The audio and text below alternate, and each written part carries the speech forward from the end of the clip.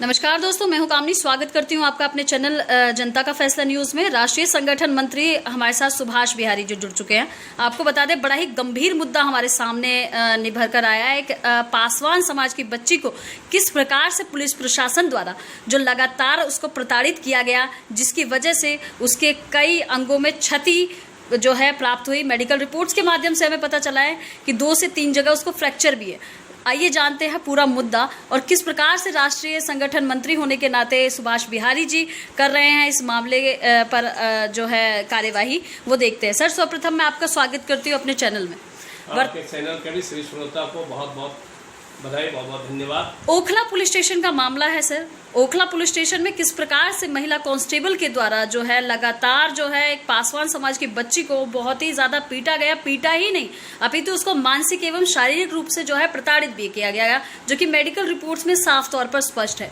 क्या कार्य करेंगे आप आगे?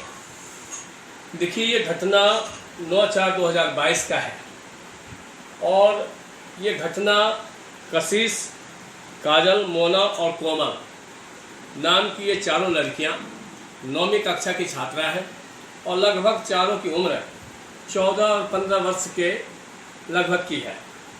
ये चारों लड़कियां एक साथ स्कूल जाती थी। कुछ समय से ये आपस में एक सहेली के रूप में एक दूसरे से जुड़ी थी।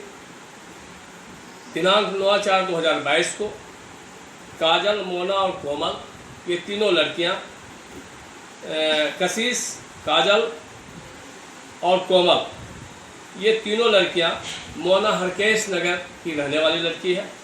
इसके घर पे जाती है, जहां कशिश ने मोना के कपड़े उसके घर में बदलती है, अपना स्कूल ड्रेस कोमल के बैग में रख के और मोना के कपड़े को पहन करके वो मंदिर जाने के नाम से निकलती है कि मुझे आज मंदिर दर्शन करने के लिए जाना है। ठीक उसी समय कशिश के निकलने के कुछ समय के बाद कशिश की माँ उसके पीछे पीछे मोना के निवास पर आती है, जहाँ काजल, कोमल और मोना तीनों लड़कियाँ होती हैं, जिससे अपनी कशिश के बारे में पूछताछ करने के बाद पता लगा कि वो मंदिर गई है और कपड़े जो बदल के गई है वो मोना का कपड़ा पहन के गया है मोना के घर से, और वो अपना स्कूल ड्रेस कोमल के बैग में रख के गई है। जिसके बाद उसकी माँ उसकी तलाश करना शुरू किया।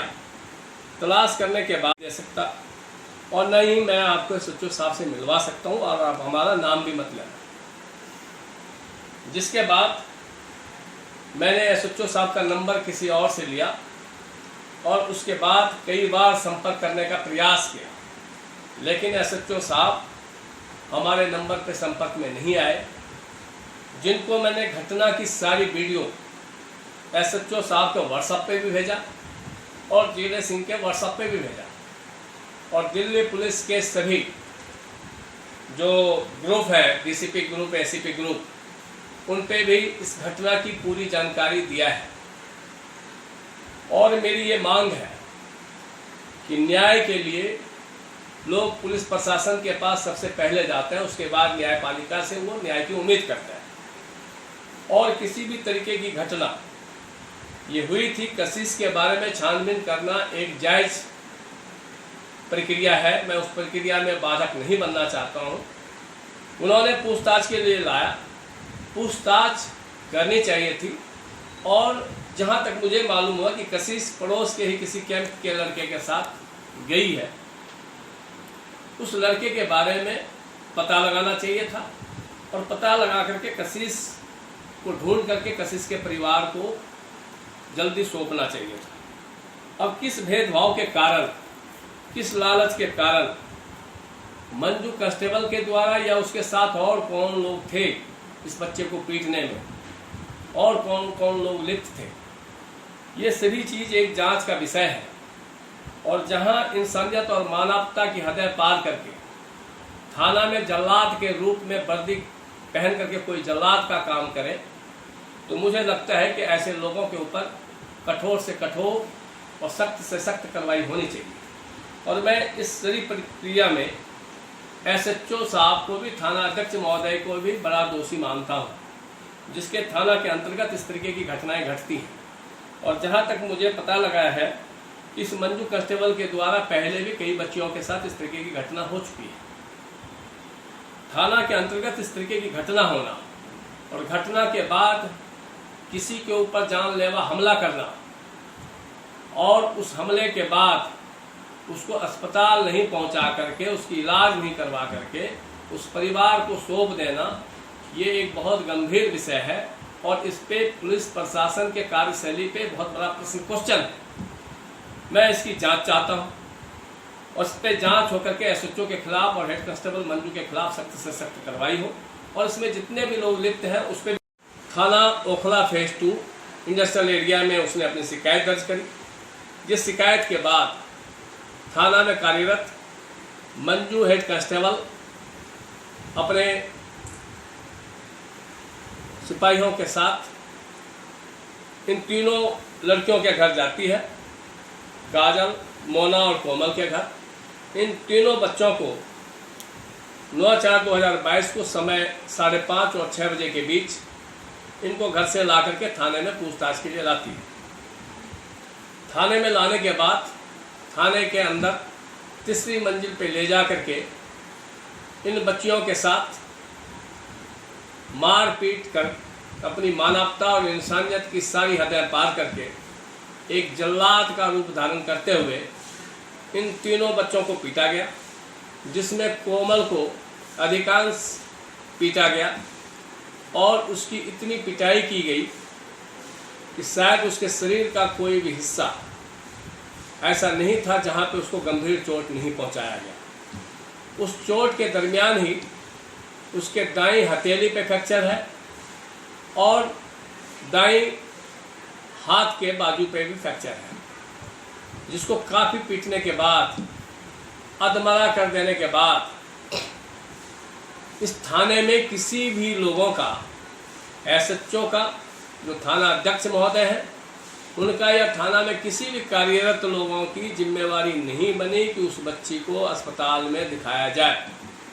उन्होंने उसी हाल में उस परिवार को, कोमल के परिवार को सौंप दिया, जिसके बाद कोमल के पिता रमेश पासवान उस बच्ची को लेकर के सफदरजंग अस्पताल जाता है, जहां बच्ची काफ़ी गंभीर रूप से दहशत में थी और उसके शरीर पे जो चोट था वो भयानक दर्द में थी, जहां डॉक्टरों के द्वारा उसके हाथ में फ्रैक्चर होने के कारण उसका प्लास्टर चढ़ाया गया और उसको कुछ दवाई देके घर भेज दिया गया।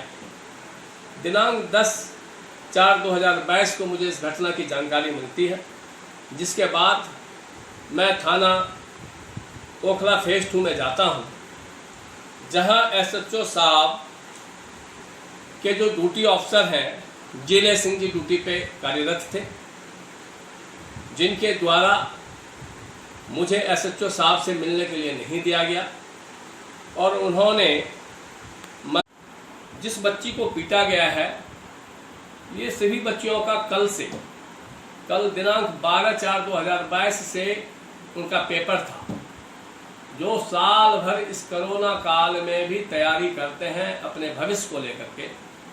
उस भविष्य को ध्यान में रखते हुए भी उस कांस्टेबल को ये मालूम था कि 12 तारीख से इस बच्ची का पेपर है, उसके बाद भी उसका हाथ तोड़ देना, उसके पंजे पे इतनी चोट मारना, उसके तलवे पे इतनी चोट मारना, उसके शरीर का कोई भी अंग नहीं छोड़ा है जहां उसने चोट नहीं पहुंचाया है। ऐसे हवानियत, जो वर्दी में हैवानियत की हदें पार करने वाले अधिकारी थाना में कार्यरत हो, मुझे नहीं लगता है कि ऐसे लोग वर्दी में और थाने में कार्यरत रहना चाहिए। मैंने इसके लिए मानव आयोग को भी शिकायत किया है, ST/SC आयोग को भी शिकायत किया है, महिला आयोग को भी शिकायत किया है और मेरे दलित सेना के राष्ट्रीय अध्यक्ष माननीय पशुपति कुमार पारस जी, जो भारत सरकार में केंद्रीय मंत्री हैं, मैंने उनसे भी आग्रह किया है कि इस विषय को संज्ञान में लेते हुए, और हमने इस विषय को गृह मंत्रालय के संज्ञान में भी दिया है और हम इस पे कार्रवाई, कठोर से कठोर कार्रवाई चाहते हैं। हम कुछ समय तक कार्रवाई का इंतजार करेंगे।